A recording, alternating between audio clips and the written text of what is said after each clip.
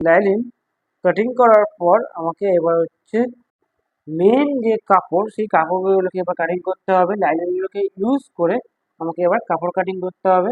এই কাপড় কাটিং করার জন্য কিছু তোমাকে মাথায় রাখতে হবে, যেটা হচ্ছে যে তোমার যে মেন কাপড়, সেই কাপড় কিন্তু তোমার যে লাইনিংটা যে তোমার হচ্ছে মেন মেজারমেন্ট, সেই মেজারমেন্ট থেকে কিন্তু কাপড় একটু বড় রাখবে। কারণ হচ্ছে জোড়ার সময় যদি ছোট বড় হয়ে যায় তাহলে কিন্তু সমস্যা হয়ে যাবে। এই জন্য সবসময় চেষ্টা করবে যে মেন যে কাপড়, সেই কাপড়টা কিন্তু আমার লাইনিংয়ের চেয়ে কাপড়টা একটু বড় থাকবে। বড় থাকলে কি হবে, সেলাইয়ের সময় আমার সুবিধা হবে।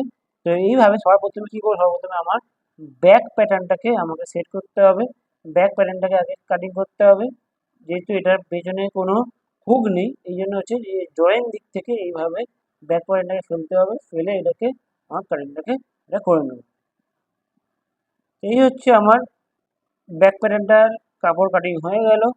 এবার এর সাথে আমাকে এই যে নেকের ডিজাইন, সেই নেকের ডিজাইনটা আমি এখন এর সাথে আমি দিচ্ছি না। এবার হচ্ছে এই যে কাপড়টা বেঁচেছে, এই কাপড় থেকে আমাকে কি করতে হবে, এই যে কোমরের যে এস, সেই এসটা বের করতে হবে।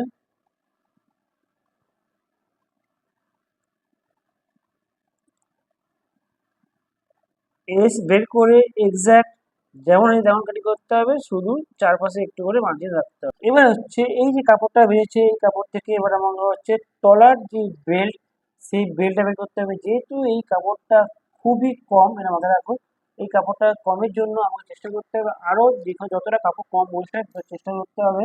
তো এবার আমি কি করবো, এবার আমি হচ্ছে এখান থেকে দেখো যে বেল্ট, কোমরের যে বেল্ট, সেই বেল্টটা আমার প্যাটার্ন করা আছে, সেই প্যাটার্নটা বেল্টটা আমি আনবো, এনে এইভাবে এর উপর ফেলবো। ফেললে আমার এখান থেকে কোমরের বেল্টটা তো বেরিয়ে যাচ্ছে।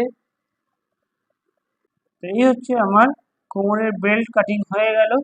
এবার হচ্ছে আমার দেখো এই কাপড়টা এতটাই শর্ট, এবার হচ্ছে আমাকে এখান থেকে আমাকে বের করতে হবে হচ্ছে আপার katori, lower katori plus sleeve. তো এই তিনটে কাজ এখনো বাকি আছে।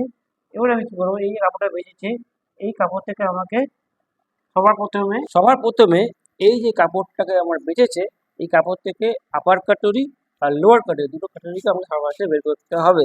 তারপর আমাকে স্লিপ কাটিং করার জন্য কাপড় রাখতে হবে। তো এটা খুবই আমাকে একদম মাথা ঠান্ডা করে কাজ করতে হবে, কারণ হচ্ছে এতে যদি কাপড় যদি আমার যত কম ওয়েস্ট হয় তত আমার পক্ষে ভালো, কারণ হচ্ছে স্লিপের জন্য লাগবে, কারণ এই কাপড়ের বহর অনেক কম। তো আমি এই দুটো যে কাটরি, এই দুটো কাটরিকে আমাকে এমনভাবে প্রেস করতে হবে যাতে আমার কম কাপড় ওয়েস্ট হয়, হয়ে কাটিংটা হয়। তো আমি এই জন্য দুটোকে এইভাবে একটু অ্যাঙ্গেল করে দিলাম, দিয়ে আমি এই কাপড়টাকে আমাকে এটা এইভাবে আমাকে ইউজ করতে হবে। আর কাটুরিটাকে এমনভাবে প্রেস করতে হবে যাতে আমার কাপড়টা কম ওয়েস্ট হয়।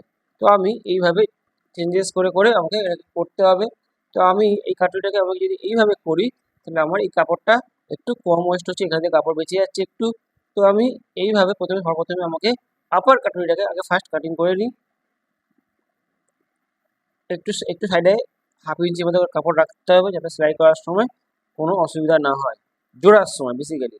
তো আমি এইভাবে কাটুরিটাকে এইভাবে বের করে দিলাম, এই কাটুরি এই এক্সট্রা কাপড়গুলোকে কাটিং করে দিলাম। তো সবার ফার্স্টে এই আপার কাটুরিটা হলো। এবার লোয়ার কাটুরির যে পেসটা, এটা যদি একটু আমি আরও চেঞ্জেস করি, দেখো এটাকে এইভাবে যদি এইভাবে ঘুরিয়ে দিই, তাহলে আমার আরেকটু কাপড় কম ওয়েস্ট হচ্ছে। তো এইভাবে তোমাকে যতটা কাপড় সেভ করতে পারো ততটা ভালো। কারণ হচ্ছে তোমার স্লিভের ক্ষেত্রে যেহেতু হাতা স্লিভ ছোট হবে ঠিকই, বাট তাও কিন্তু আমার বহরের ক্ষেত্রে কম বলে আমার কাপড় কিন্তু এক্সট্রা জোড়া জোড়া রাখতে হবে। তার জন্য আমার এইভাবে কম কাপড় ওয়েস্ট করে আমাকে এই দুটো স্লিভ কাটিং করা হয়ে গেল। তো বন্ধুরা, এইভাবে তুমি যদি ডাবল কাটুরি কাটিং করো, তো তোমার ফিটিংস খুব ভালো হবে এবং তোমার কাজ সবসময় পারফেক্ট হবে।